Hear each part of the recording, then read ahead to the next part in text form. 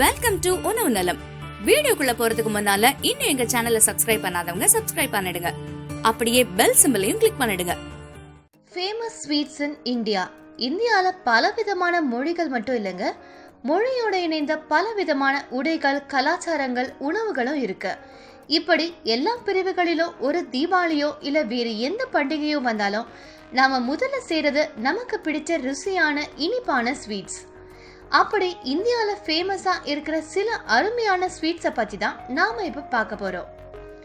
முதல்ல குலாப் ஜாமுன். ஸ்வீட் அப்படின்னு சொன்னதோ ஃபர்ஸ்ட் ஞாபகத்துக்கு வர்றது குலாப் ஜாமுன் தாங்க.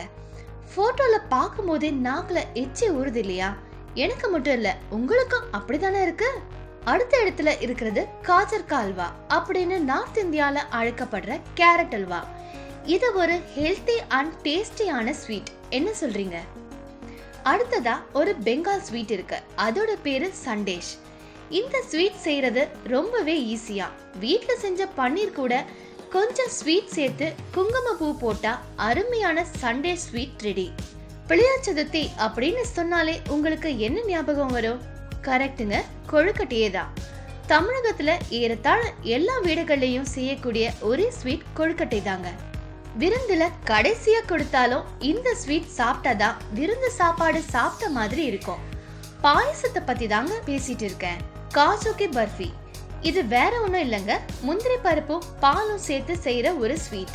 அடுத்த ஸ்வீட் ஷாஹி கா துக்குடா. பிரெட்ல பாலும் தேனும் ஊத்தி செய்யற ஒரு சூப்பரான ஸ்வீட் தான் இது. இந்த ஸ்வீட்டை 19வது செஞ்சுரியில கண்டுபிடிச்சு இருக்காங்க. ஃபிர்னி.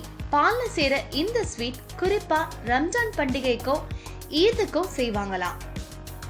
இந்த ஸ்வீட்ல மட்டும் இல்லைங்க, இது ஐஸ்கிரீம்களையும் சேரும். அதுதான் குல்ஃபி. இந்த பண்டிகைக்கு கண்டிப்பா இந்த ஸ்வீட்கள்ல ஒன்னு செஞ்சு அசத்துங்க. என்ன வியூவர்ஸ், வீடியோ பிடிச்சிருந்தா லைக் பண்ணுங்க. கூடவே அருமையான கமெண்ட் எழுதி பொங்கல் பரிசுகளை அள்ளுங்க.